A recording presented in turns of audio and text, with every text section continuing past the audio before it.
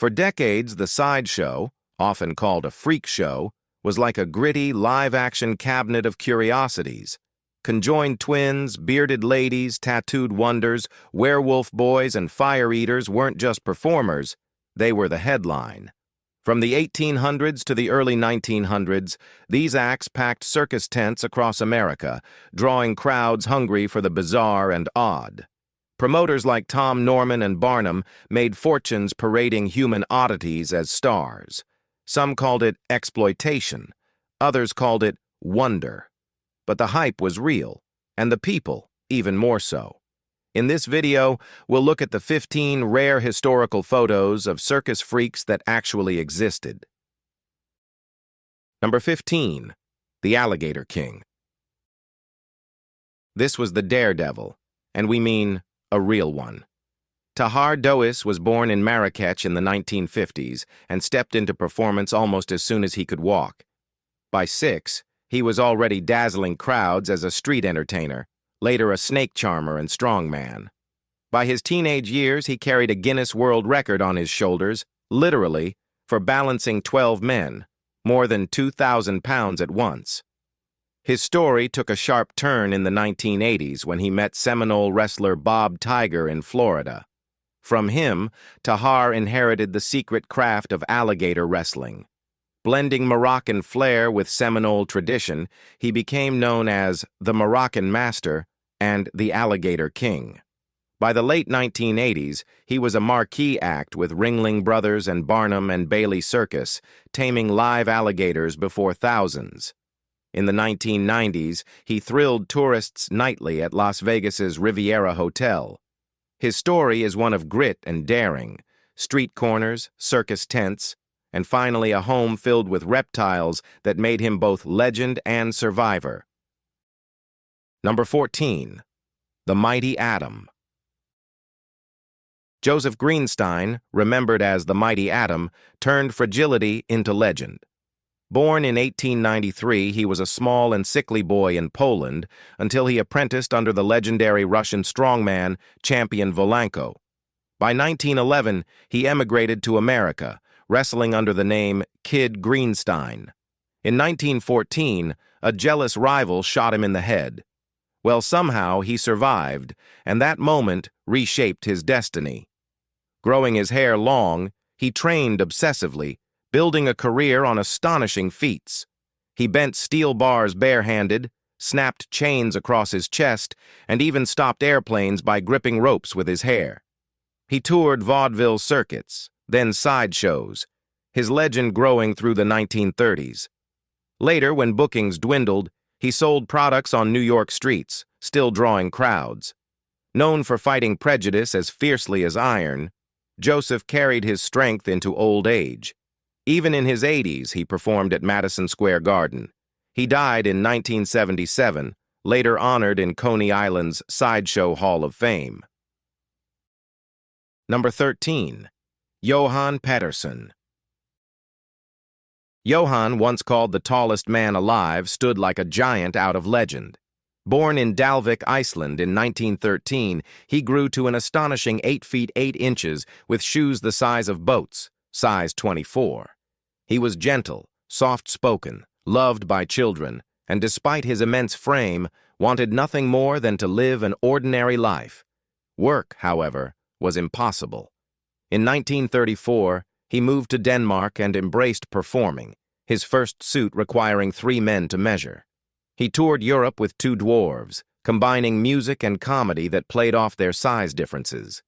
When World War II erupted, Johan worked in Copenhagen's shipyards, strong and steady. After the war, he returned to the stage, catching the attention of John Ringling in 1948. With Ringling Brothers, Johan became a star attraction, admired for his charm as much as his size.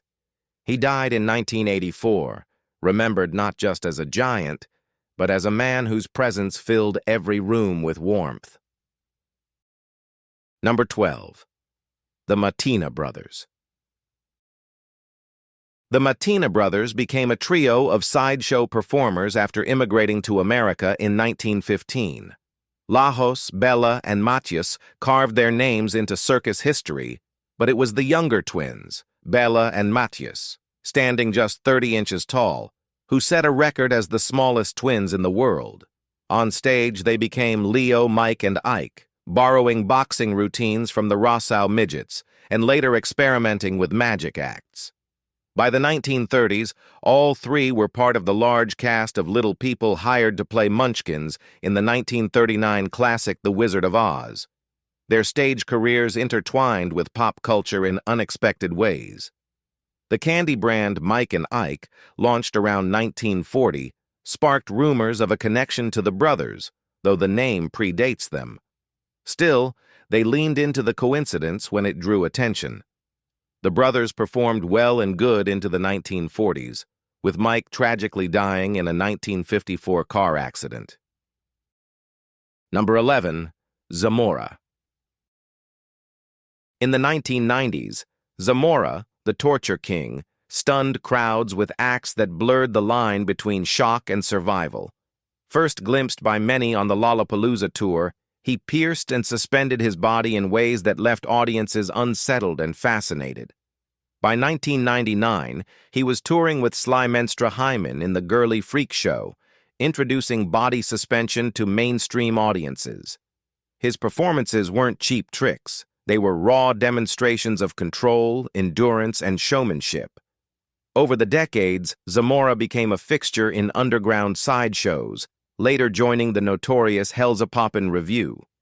Watching him command a stage was magnetic. His calmness under pain, his ability to hold a crowd frozen. He appeared in print, on television, and on countless stages, building a legend around his extreme body art. For performers who came after, Zamora wasn't just entertainment. He was proof that the human body, pushed to its edge, could become both spectacle and statement. Torture was his stage, and he owned it. Number 10. Colonel Speck. Fleming W. Ackerman, also known as Colonel Speck, was born in Moravia, New York in 1863. Well, he grew normally until age 4, just like other kids, when his growth slowed, stopping at 4 feet 4 inches. What he lacked in height, he more than made up for in spirit. From an early age, music consumed him. He sang, performed, and by 1875 joined the Tremaine brothers on stage. At 13, even P.T. Barnum came calling, but his family refused.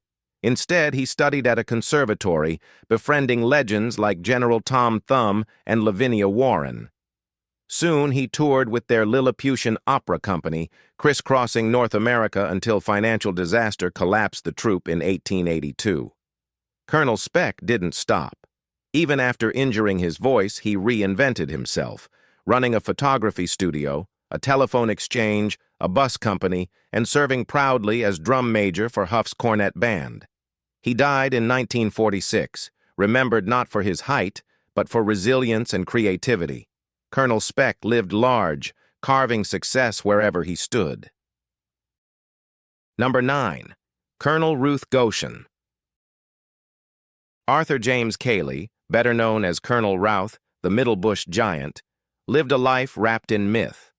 Though billed as Palestinian and nicknamed the Palestine Giant, evidence suggests he was born on the Isle of Man. His stage name, Goshen, hinted at biblical ties to Goliath, feeding Barnum's flair for exaggeration. Goshen's height was reported anywhere from 7 feet 4 inches to 8 feet 6 inches, depending on who was selling tickets. He first appeared in London and Paris before coming to New York's Bowery, where P.T. Barnum discovered him.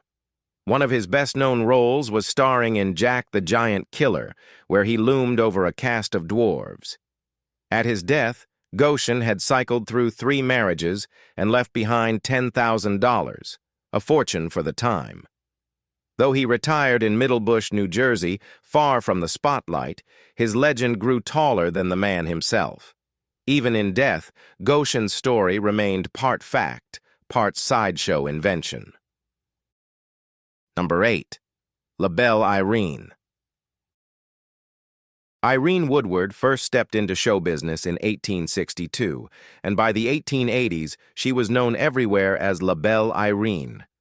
Unlike most tattooed performers, she was promoted not just for her artwork, but for her beauty, which made her a rare sensation in Victorian America. Inspired by Captain Constantinus, the famed tattooed man who had toured Europe, Irene launched her act within weeks of Nora Hildebrandt's debut. At Bunnell's Museum in New York, she posed as both canvas and exhibit, her body adorned with intricate designs that stunned audiences. Where Nora's appeal was shocking, Irene's was elegant, her image carefully curated as the fair alternative. She toured Europe, worked American circuses, and leaned into her stage name, always costumed to highlight her tattoos, yet framed in glamour. She performed steadily until her death in 1915. If Nora opened the door, Irene kept it wide, proving tattooed women could be icons, balancing spectacle with allure for decades. She was a real star. What do you say? Number 7. Captain George Auger. William Henry Auger, born in Cardiff, Wales in 1881, grew into a giant both in size and reputation.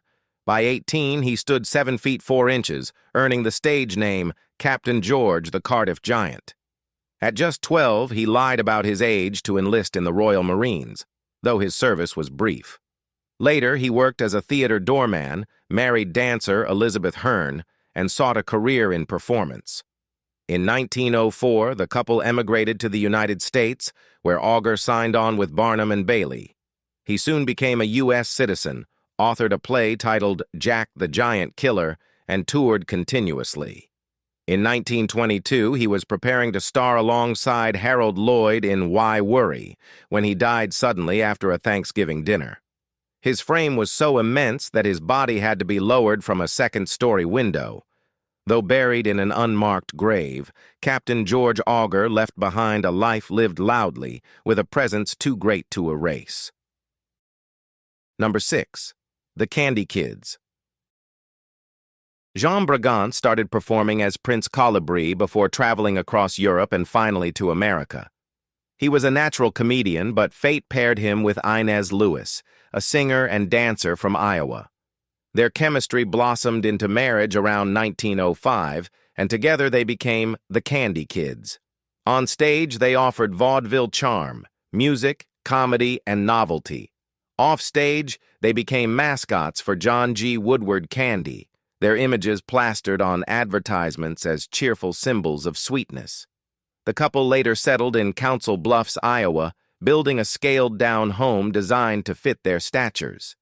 That house still stands, a lasting monument to their lives. Jean performed until his death in 1944. Inez lived until 1965. Unlike many billed as freaks, the Brigants carved out stability, blending love, work, and ordinary dignity. To audiences, they were novelty, but in truth, they were a couple who made sideshow life a partnership. Number 5. Henry Behrens. Henry Behrens lived a life that was anything but small. Standing at just 30 inches and weighing 32 pounds, his condition baffled doctors. Born around 1895 in Brazil to German parents, his early development seemed ordinary until age 2, when growth abruptly stopped.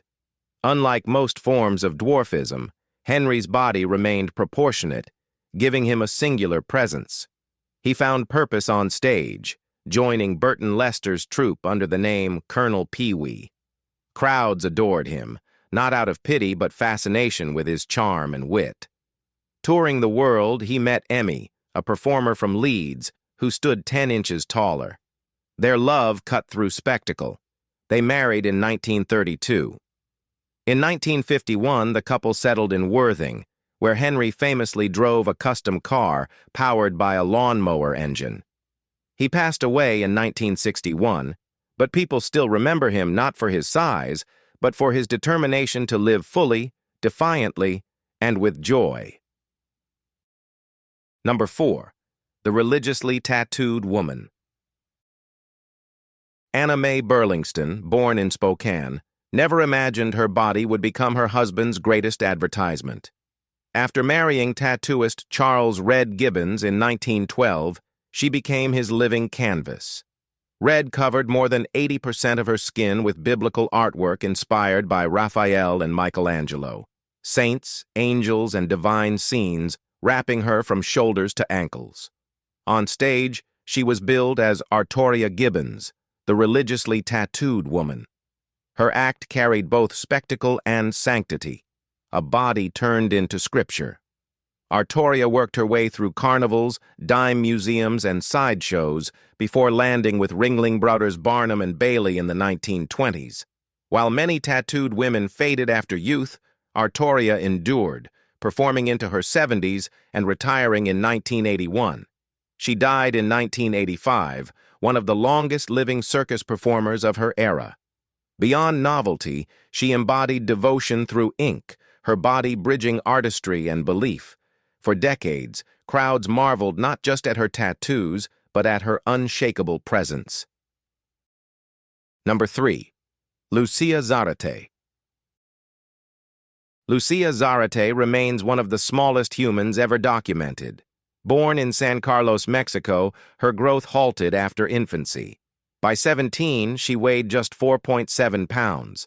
At 12, she arrived in the United States with her father and was introduced as the Mexican Lilliputian.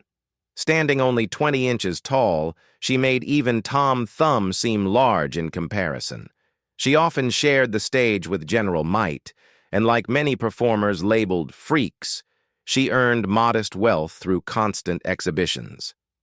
Despite exploitation, Lucia became internationally known, admired for her wit as well as her stature.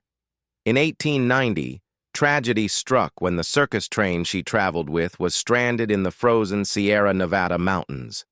Unable to withstand the brutal cold, she died at just 26. Though her life was brief, Lucia Zarate became a symbol of endurance in an era when difference was often commodified. Her story lingers not for her size, but for her strength in an unforgiving world. All right now, let's move to Number 2. Admiral Dot. When Barnum's American Museum burned for the last time in 1868, many thought the showman would fade. He didn't. In San Francisco, Barnum heard of Leopold S. Kahn, a young boy smaller even than Tom Thumb. Barnum whisked him into his world, renamed him Admiral Dot, and proudly exhibited him in his hotel lobby before adding him to Barnum's Grand Traveling Museum, Menagerie, Caravan, and Circus. Dot's charm carried him into the American Lilliputian Company and later to rival Adam Forepaw's Circus. In 1892, he married Lottie Swartwood, also a little person, and together they opened the Admiral Dot Hotel in White Plains, New York. Locals nicknamed it the Hotel Pee-wee, but it was theirs. Tragically, both Dot and his daughter were lost to the 1918 influenza pandemic. Still, Dot's name endured. Despite his size, he carved out a place among the giants of sideshow history, remembered as both performer and pioneer. Number 1. Nora Hildebrandt. Nora was practically destined to become a walking canvas. Her father, Martin Hildebrandt, America's first professional tattooist, covered her skin when soldiers and sailors weren't lining up for ink. By her 20s, her body carried more than 365 tattoos, a full gallery etched into her flesh. In 1882, she stepped into the spotlight at Bunnell's Museum in New York, drawing gasps from Victorian audiences. By the 1890s, she was traveling with Barnum and Bailey, promoted as America's first tattooed lady. For a lady to bear tattoos then, symbols of sailors and outsiders, wasn't just novel. It was rebellious. She shattered expectations, transforming her body into a spectacle and her life into a performance. Her career was brief, her fame intense. She died in 1893, only 36 years old. But her defiance set the stage for every tattooed woman who followed. Nora wasn't just an exhibit. She was a pioneer, unafraid to stand in her father's art when few women dared. If you've enjoyed this video, be sure to like it, share it, and subscribe for more amazing content like this. Thanks for hanging with us, and we'll see you very soon.